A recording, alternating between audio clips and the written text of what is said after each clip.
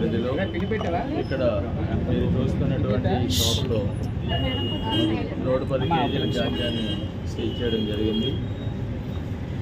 ఇది ఏజెన్సీ ప్రాంతం నుండి వచ్చింది. దీంట్లో ఇప్పటి వరకు 5 ముద్దాయిల్ని అరెస్ట్ చేయడం జరిగింది. సంతోష్, పైడిరాజు, లోకేష్, గణపతి, మౌలి అనేటువంటి వారిని రిమాండ్ చేయడం జరిగింది.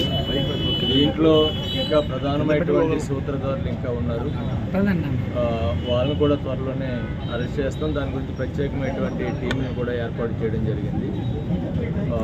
దీంట్లో పవన్, ఆనంద్, అదేవిధంగా ఈ గాంజాని ట్రాన్స్పోర్ట్ చేసినటువంటి వెహికల్ యొక్క డ్రైవరు, ఓనరు, అదేవిధంగా వినాథ్ అనేటువంటి ఇంకొక వ్యక్తి, వీళ్ళందరూ కూడా దీంట్లో ఇన్వాల్వ్ అయి ఉన్నారు. వాళ్ళందరినీ కూడా రిమాండ్ చేయడానికి ప్రత్యేకమైనటువంటి టీమ్స్ని కూడా ఏర్పాటు చేయడం జరిగింది.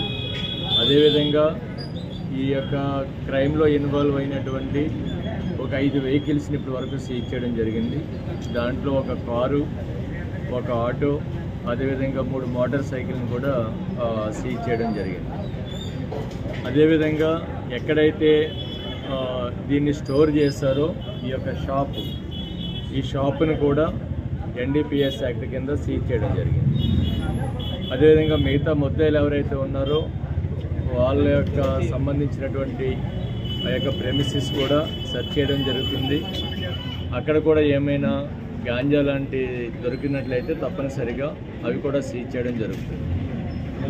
అంటే ఎవరైతే ఈ యొక్క గాంజా ట్రాన్స్పోర్టేషన్కి కానీ దీని యొక్క సప్లైకి కానీ పాల్పడుతూ ఉన్నారో వారి మీద చాలా కఠినమైనటువంటి చర్యలు తీసుకుంటామని చెప్పడానికి షాప్స్ని కూడా సీజ్ చేయడం జరిగింది. వాహనాలన్నింటినీ కూడా సీజ్ చేయడం జరిగింది. అదేవిధంగా ఇంకా ఈ ప్రాంతంలో కొరియర్ సర్వీసెస్ ఏవైతే ఉన్నాయో, కొరియర్ సర్వీసెస్, పార్సిల్ సర్వీసెస్, వీటి ద్వారా కూడా గంజాయి స్మగ్లింగ్ జరుగుతుందనేటువంటి సమాచారం ఉంది. తప్పనిసరిగా త్వరలో ఈ కొరియర్ అండ్ పార్సిల్ సర్వీసెస్ మీద కూడా రైడ్స్ చేయడం జరుగుతుంది. ఎక్కడైనా కానీ గాంజా పట్టుబడితే వారి మీద చట్టపరంగా చాలా కఠినమైనటువంటి చర్యలు తీసుకోవడం జరుగుతుంది. అదేవిధంగా